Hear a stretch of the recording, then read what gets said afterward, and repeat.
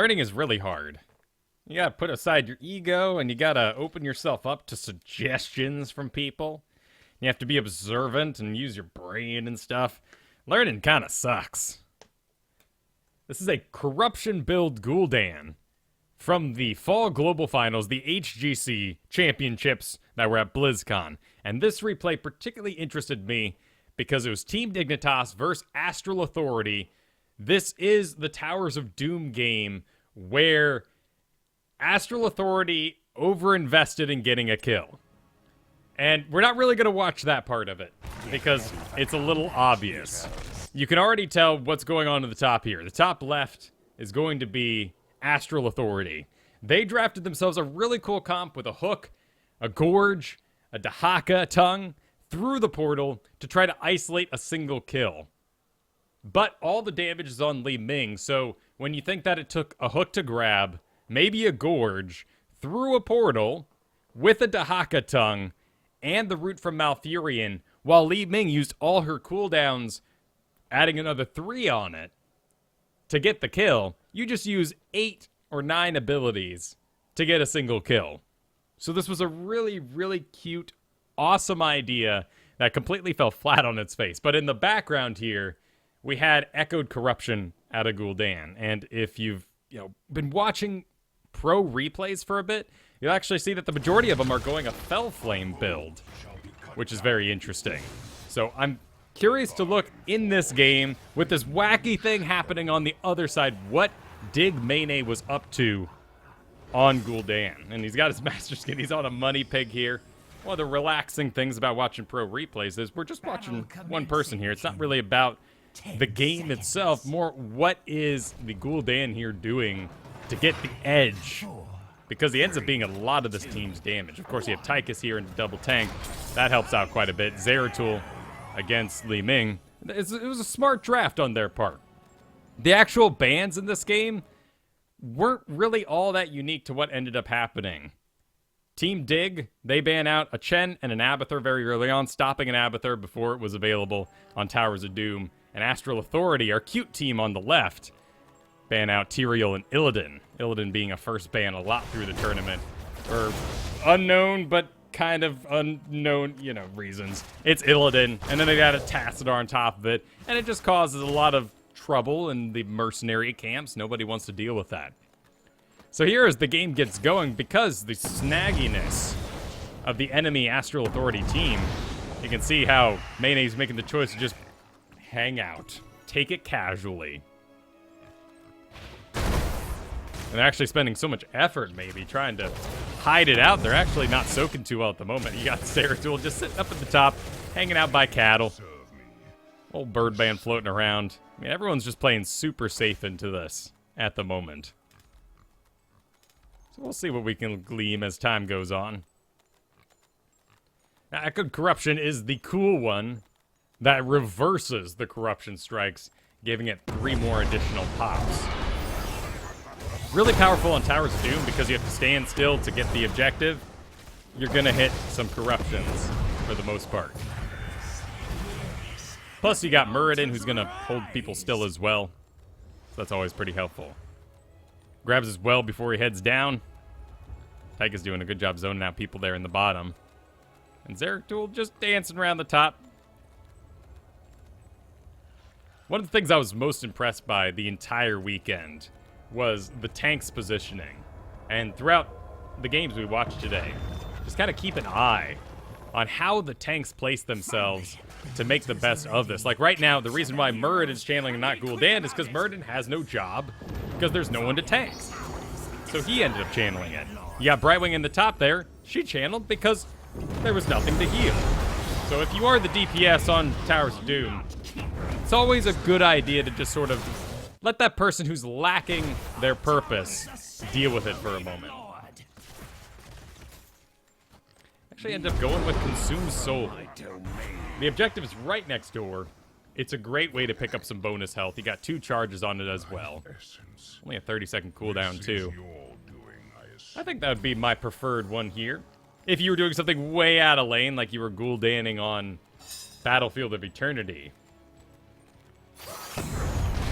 might want to do something else. health funnel also requires basically lane minions to be dying.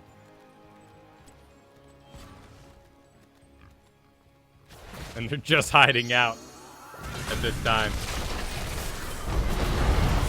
The thing I was most impressed by with Mayonnaise Gul'dan throughout this entire game was his positioning, because it's not vector casting like we have on something like... Oh, there's a missed hook. It's not vector casting like we have on Alarak, where you're doing this point and drag sort of thing like you're going to be doing with Ragnaros as well. Here, you have to actually physically be standing where you're going to lay out the corruptions. And Murden gets in front. I mean, sort of the obvious Hook or Dahaka rival paths. Maybe they stick their heads in a bush for an extra moment. Now we're going to run to the top, but this is where things start to get a little heated. I mean, currently we've only got 2 stacks on the Echoed Corruption. Not getting a lot of value out of that. Level 7 ended up picking up Bound by Shadows, another really cool corruption build talent. That often does get picked up with a Fell Flame build, too. It's an awesome kill. Regardless of what it took there, it is an awesome kill, but you can already see everything's on cooldown for Stitches. I mean, for this team, when Muradin goes down, I think Gul'dan is maybe tanky enough to keep it going, but they're definitely going to struggle. But just look at all the cooldowns that it cost to get that. Granted, Li Ming's going to reset, right? So maybe not too big a deal there.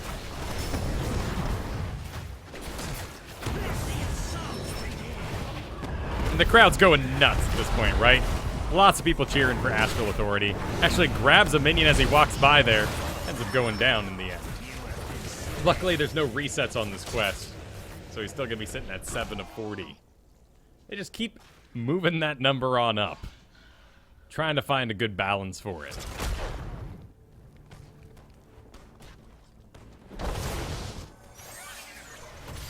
Here comes our Gul'dan.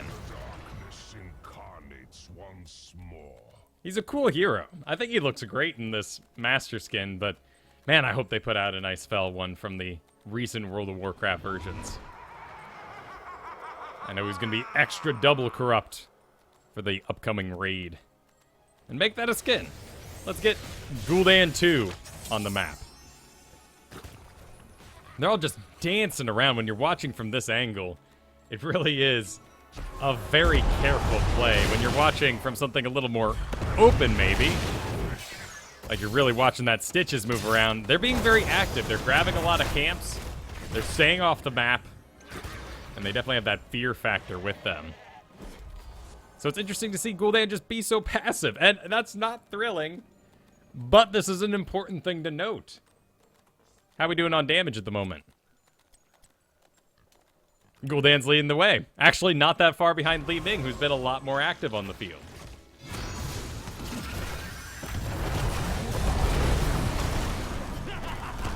And it's a real simple thing, but he got in position first and then cast the corruption.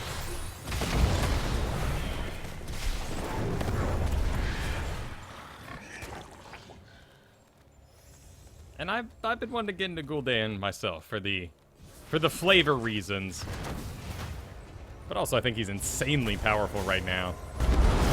It just takes a bit of work, kind of like Butcher right now. He's gotta complete his quest, baby. If you're gonna do a build like this.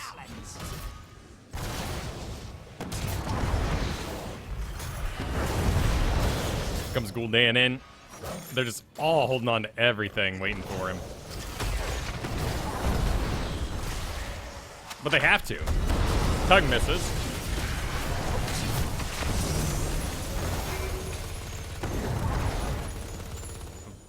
And there's the Horrify. Straight into a drain. I guess it's so deep. Jeez, look how well you can get that health back up using that Consumed Soul. Really keeps him off the mental map. Because if you were on the side of Astral Authority here, what are you really looking at? Nothing. There's nothing that you want to dive on. Since Gul'dan's keeping his health nice and high. That Brightwing is free. Free heals in the area. A little bit of touch up here on his own work.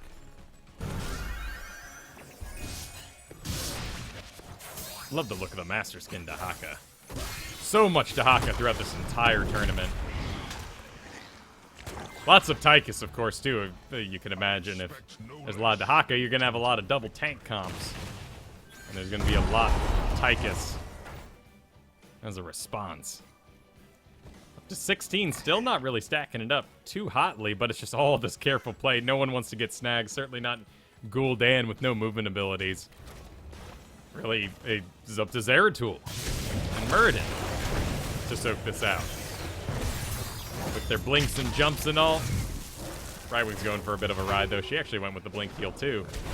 See if she can get out of there, but the polymorph stops her from being able to do so. But again, I mean, that's a heroic you now added to the pile. With the roots and everything else. And now that they're having to group up to get a single kill, they're actually falling behind in XP. Could you rely on your solo group to do this? To actually sort of relax into it and really take it careful? I don't know about that. Not that maybe Tychus here in the bottom is exactly taking it careful. Brightwing's coming in, but so is everyone else. There's Muradin taking a little break. Seeing if they're going to try to come around the back. If he can zone for that for a moment. Gul'dan patiently making his way down now.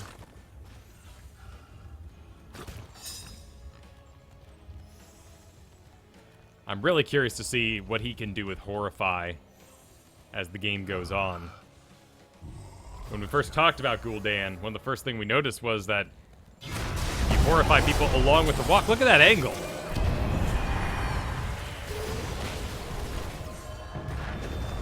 And in that pile, they do successfully get the Muradin, but now they can't get the Zeratul. Granted. They're left with a drill in there with them. I think it's not really going to last. They got to full on back out here. Gul'dan in the bottom has only one target. Still in lane, though. Oh, nice shift.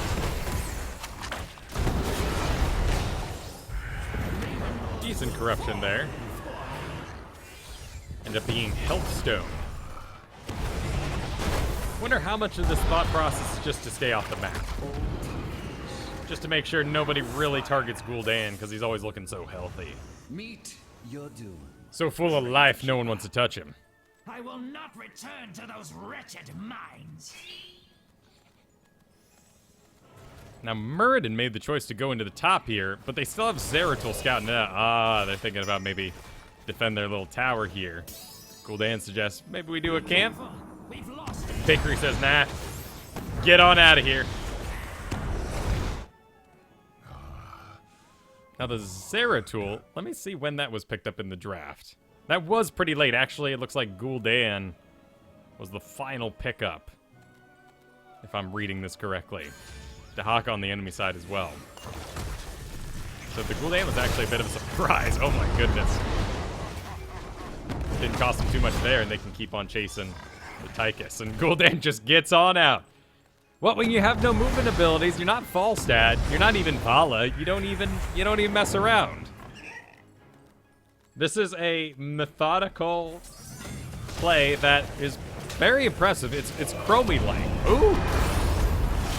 Corruption a bit off, but the Horrify was spot on. And they end up grabbing a kill. Hanging out at health, I'm just seeing this. Okay, does consume soul up to full again. Life taps. Now that his specs together, I'm kind of curious to see how he's life tapping around. In the actual patch coming next week, the variant patch, Gul'dan's going to be able to life tap while mounted. And more relaxed and riding around, right? It's what you have to do. You have no movement abilities. You're not going to waste your Horrify. That's a great way to get a kill. People are locked down for that. Particularly on a team with so many spells. The protection out of Medivh, the teleports. Muradin's going for a bit of a ride. Leaving Gul'dan doing a bit of walking. Gets hit by the tower there. Muradin's still going. And he goes down. My hero should as well. A little pre-unstoppable there to stop the Dahaka into the roots. Can he consume? Nah. Can't blame him, though. I'm not even sure a minion was in range for that. But he got off a good corruption cycle and ended up being on cooldown for the majority of the good moments there. Granted, what an odd position as the tank goes down and having to sweep in to a tower that's still firing on you. That ain't easy. Cattle's gonna grab up the top here. Make this a bit more of an action-packed game. This round is mine, Grave Keeper. Zeratul taking over the scouting. There's Murden riding the tunnel. He is Murden. I guess he can ride that tunnel pretty clearly. Gosh, that mount's nasty. It's great, but it's nasty, isn't it? Ugh. Covered in spines and such. Should be dripping some goo. The Thing style. I don't know how those monsters don't get dehydrated. Hey, there's a little casual goo in Alien, but you get to Aliens too, they're all just oozing. Level 16 for Gul'dan was Ruinous Affliction, as you do. Adding that bonus corruption. Now he really wants to hit all 3 strikes.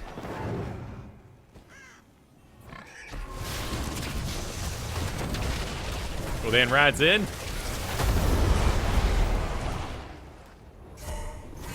And Horrify as it pops off. Maybe a little too early, actually. Sitting on a corruption. There it goes out. Oh, but Gul'dan's going for the ride. He's got a health stone. He does use it, actually. A minute-long cooldown. He's going to be dead for 50 seconds. That's fair. That's fair. So it looks like the Horrify was just a little too early, and then he couldn't get any good corruption angles off. He's at 25 at the moment. Still, though, you gotta wonder, like... You'd think it'd be like Tychus. Tychus is out there dancing. Snitch is moving all over, landing grenades. It's very loud. Gul'dan is at an equal damage, pretty much. Yet he's playing like this, you know? It's so passive. It's so slow. Good angles. Long approaches. If that's the way you gotta play Gul'dan, I don't know if that's for me. But if you could be methodical like Chromie, if you could be patient like a good Nova, I think you got a good Gul'dan in you. Do not disappoint me. Horrify coming off cooldown now. They're all just gonna battle around a single tower. He goes down here to put Zeratul in front of himself. Looks like Muradin's actually kind of locked himself out. Up here, gets a stun into Stitches. That's not gonna do him a lot of good. He's still dancing around for that good angle. Gosh, he's got so much quest left to do. Actually gonna maybe give it up? Nope, Muradin keeps on interrupting. Here he comes. There we go. There's a good shot for the corruption. At least the Horrify, actually. I'm gonna get a rather swift kill on Malfurion. That was an interesting choice. What ended up happening there was he cast the Horrify so they could immediately get a kill, deleting Malfurion, but he didn't take advantage of the great position that was available for the corruption. So sacrificing sweet stacks and personal stats to get a quick deletion on the support. A bit more of a team play, perhaps. And then straight on into the life tap, just making sure everything is always full and as full as he can keep it. Hanging out with Brightwing now to get those last couple touch-ups. Curious to see if he uses corruption. He does use corruption there. I guess they're pretty darn zoned out with Dahaka. Oh, there's Murden going for a ride, jumps right on back over. Poor Astral Authorities. Cute little plan is starting to fall apart as I realize just how many abilities it takes to get a single kill on someone like a late-game Muradin. He's actually doing heavy impacts. Healing static makes a lot of sense once you're pulled over. Might as well get a big old heal before you jump out. Thunderburn and Perfect Storm. But heavy impact's kind of a surprise to me, given what's going on here. Maybe one more stun on a channeled Dahaka, maybe? Is that what it's about? Either way, straight into the top.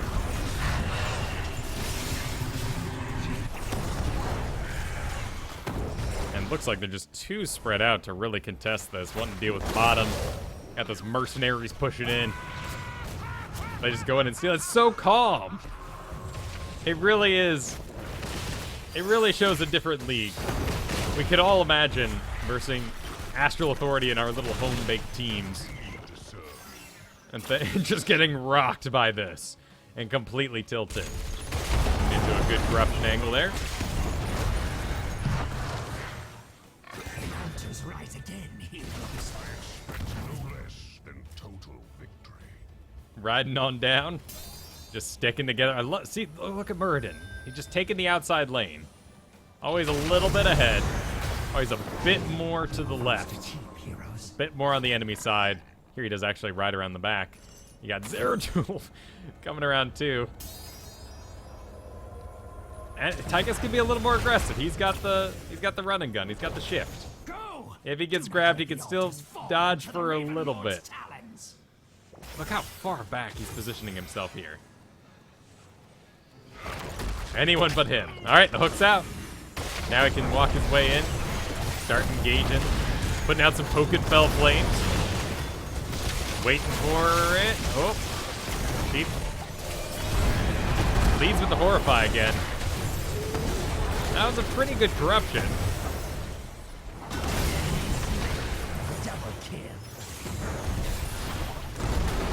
Straight into another corruption. Fell flame, giving those resets a bit faster. So really focused on the Horrify. I would be so tempted to lead with corruption and get those stacks. But now everything's dead. And the slow and steady tortoise of Gul'dan takes the lead. Boy, is he ever. Oh, well, that thing's dead, right? Yeah. Just gonna go give it a poke. And now this slow and steady turns into a rather large stomp. I guess Zeratul does get revealed there. Ruining those stats. Just throwing them away. Level 20 did end up picking up Haunt, increasing the duration of Horrify by 1 second, and feared enemies become vulnerable. Makes sense for what the way he was playing. I want to see the final damage number. So we're going to jump back in time here for a second, as it doesn't like showing those numbers before we're over.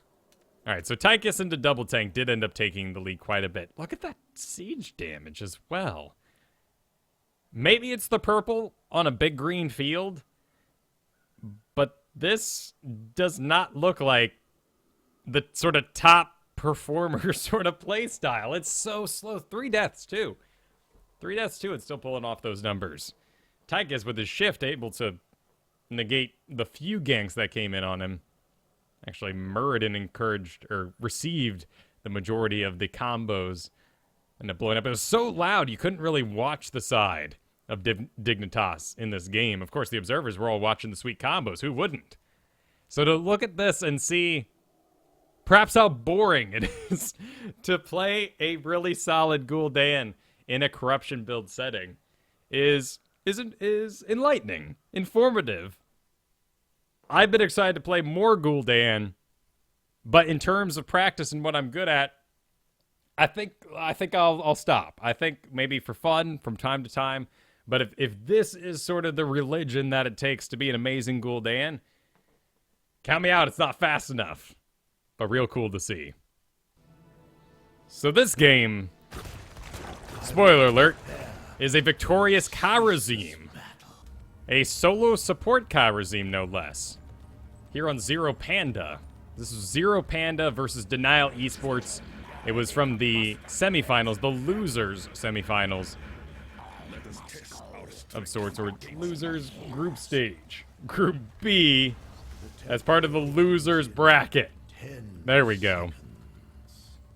Clearly already mastering their spins. 5, 4, 3. The bans on this map, again, were first Illidan got banned out, ETC, then the response from Denial Esports. The enemies on the right here. And a Chen and a Jaina, actually. So the Kharazim was picked up second to last, followed by Dahaka. And the response out of denial was a Zool and a Johanna. And if you imagine that real quick, you can come up with some good reasons why. Zool's gonna bone prison the Kharazim. Kharazim's really gonna suffer in high CC environments. There's even a root here out of Malfurion, which is pretty rough on Kharazim. Now, Kharazim did end up taking up Transcendence. He's full on punch and healing, which got me thinking, oh, that's a great idea. If you punch things to heal, and you take Kharazim on a map where there are things to punch at the objective, such as the Temple Guardians, wouldn't that make for a very successful healing experience?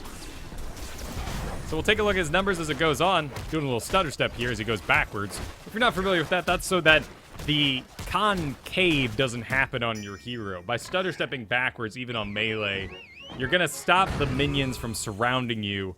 And just like a melee assassin, you want to make sure you're constantly walking away from that butcher and firing backwards, so he doesn't get to stand still and do maximum DPS. So walked him backwards into tower range there, and took very little damage. Another interesting thing about the Kharazim here is that they still got him with a double tank. You might think Kharazim can hold the point, Muradin does the zoning. But actually, they wanted to make sure Kharazim could continue to be active and punch things he needed to, and be mobile, heal people in the area, while Dahaka does split soaking, and Zeratul actually sneaks out a couple shots in the top.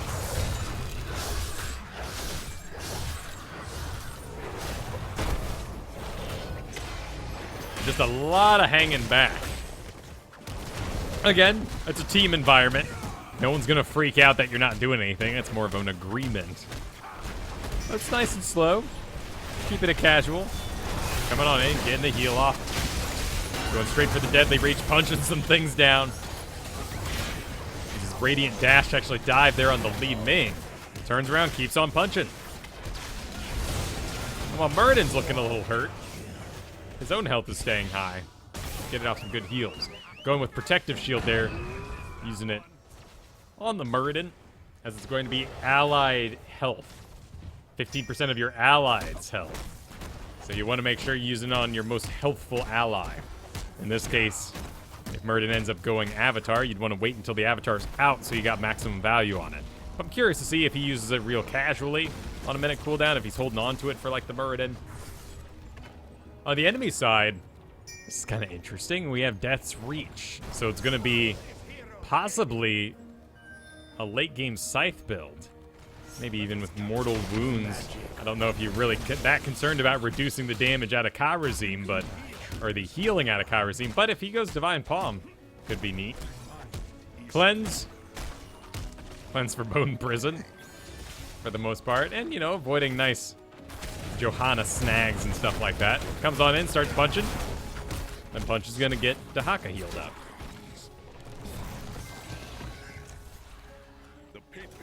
Dahaka gets walking, because Kharazim can mount up and catch up in a moment. Lots of fall stat throughout the weekend, and all of them performed well. There was really no question as to what Falstad's up to these days. He's been around for a bit. It's really not a surprise. But still, just curious in this game to see why Kharazim, when the healers were not limited at all. Caffeine, coming down the lane. Big inspirational tank guy for me. Sad that they didn't perform too well in the end. Weren't able to take it like the previous year with Cloud9. I think Caffeine always doing some cool tanking. Dahaka farming, he's actually doing primal aggression. So he's doing exactly what he can and should be doing right now. Actually picking up Symbiosis as well, so he can have even more than Hero Hunter, which is rather interesting. And they're really defending this bottom. Nice and early. A little bit of a Dahaka party here. Even Falstad shows up for it. Well, securing any kill, right? And GM just takes a little break. He's got nowhere to be. People are pulled into the top here. He does see 3 with someone down, so yeah, he can go ahead and get on get on the pad there. Dahaka's going to keep on soaking. My magic flows. He's going to let Johanna ride on by. Guardian. Karazim wants them to push while he holds. They're on comms, but hey, you know, pings work too. And Muradin getting in position. So it is going to be 7-sided strike. I wonder if that was informed by the Death's Reach and a possible Scythe build out of Zool, or it's just what he wanted to deal with Johanna, maybe? It's a great way to dodge. It really makes Karazim's life easy. First of all, you're not beholden to landing clutch palms all the time. And you've got to sort of get out of jail card. Things go wrong. Zool shows up a bit too late. There's Zool actually canceling out early, so they could get the sweet snag before everyone else shows up. And Karazim gets right on back to laning. I wonder how much of that power they're taking advantage of here. We got 2 globals. Maybe Karazim is also a bit of a lane bully. Uses Radiant Dash there to Dahaka to jump himself on out. Being pretty stingy with the protective shields at the moment. He's been going in solo for quite a bit. Zeratul gets a lot sunken into him, but oh my goodness, another one. They really want that kill. 23 seconds out. The patriarchs will be pleased. Let us capture this. We're gonna head to the mercenary camp. He has been rather on top of those. Usually that's something I attest to a more insight build Karazim. But hey, look, he's doing a fine job tanking that. Falstad goes off to defend the top there. Insight build does give you enough Breath of Heavens to keep it going, and then of course you get your mana back as well. When I'm talking about that, I'm talking about this level 1 talent choice. Of course, your overall healing is going to be pretty low until you can complete your quest. Then I feel like it gets rather stellar. But Zero Panda GM here is really having no problems with his mana in this game. Muradin dancing around, Dahaka still just Dahaka-ing it up. Sun grows within the temples. They shall pass. And at 13, what's it gonna be? Split temples. Falstad's gonna go soak some shots. He's got hammer gains here, so that allows him to sustain himself on that without taking any real permanent damage. Do not let these mortals approach them. Looks like it was Spell Shield for Li Ming. Perhaps the Twilight Dream as well. That's not a small amount of damage. And those are all going to pile in at once. Actually, Wave of Force and then Calamity.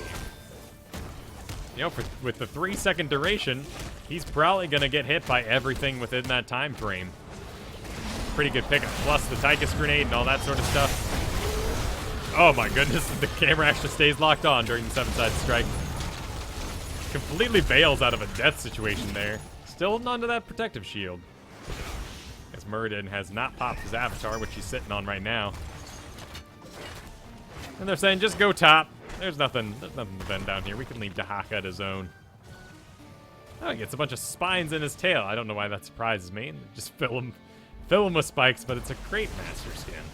You have stolen enough of my temple's power. Soak in the mid. Return to your Muradin, more of a gank position than a zoning position.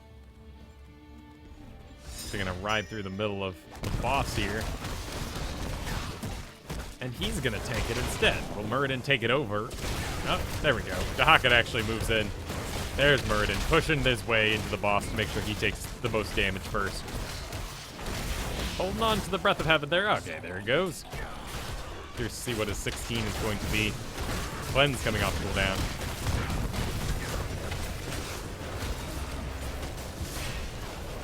And everyone leaves rather fresh. Let's take a look at the numbers at this stage. Had, oh my goodness, quite a bit more healing out of Karazim, but it's all been all over the place. Enemy team's been all balled up. No healing talents for Malfurion either to pad out his healing, perhaps. Or everyone on the enemy team's just dying a little too fast. I mean, just looking at this map right here and how plain it is for the side of Zero Panda. It looks like Denial's having a bit of a struggle here.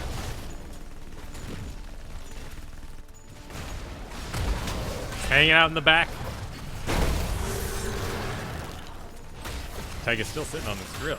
Not gonna use it there. Let us capture this mercenary camp. I'd say a gutsy move, but they're 3 levels up. And still Dahaka and Falstad are just soaking all the lanes. The patriarchs will be pleased. It's an interesting thought. If you got Dahaka and Muradin elsewhere on Sky Temple, Kharazim was Zeratul. I'm just trying so hard to figure out why Kharazim over all your other healers. You also had a Brightwing available, just got completely through the draft. Maybe they're not as feral for globals as Fnatic was in the end. Ends up going with Circle of Life, increased Breath of Heaven's healing by 10% for each allied hero in cast range. Oh, Falstad getting got. Still took the whole team to get it. Zeratu's gonna soak out some shots, but otherwise Muradin does that zoning. And they're just gonna run for it. Dahaka still has control of the top up here.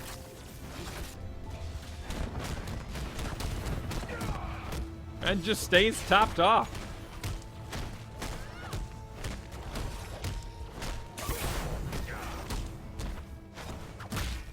Slow and methodical. Zeratul poking out a little bit though. Taking some peeks. A lot of damage into Zool, but didn't look like it. Did all right there. Heals over time underneath it. Kind of negated everything it did. Come in, abandon. The drill is down. Just bail. Time duration. Everyone out. Now Li Ming has been seen in the back there. Kharazim moves in. Dahaka having to walk, of course. Unable to mount. Muradin gets immediately in the face of things, while Kharazim kind of waits the last minute. And then heads on over. What a pile, though. Oh, everyone's melee, except for Falstad. And he's still sort of dancing out in front. Absorbing a shot there. He's got the 7-sided strike. Falstad gets a good hit. All right, he's going to use it. Lots of it going into Tychus. And, wow, that's actually enough. 7-sided strike doing 7% of their maximum health per hit. Killing spree. And is that it? Well, yeah, for 30 seconds. Well, they're just gonna move in. That is some methodical play. When you're really watching the struggling teams, you could say, the ones with maybe more exciting comps, like on Denial's side here. Plus, you're in that crowd at BlizzCon. Everyone's going nuts all the time, particularly a lot of cheering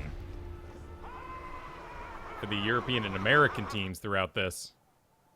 It's funny to see what's going on more of the Korean or Chinese side. It's just slow, methodical work. Oh my goodness, look at those healing numbers in comparison. Again, let's take a look at, actually, we had 2 tanks to heal. How much damage did they take? 25. Johanna took 21. Would like to see the damage numbers for all of them. Really, it's his XP contribution.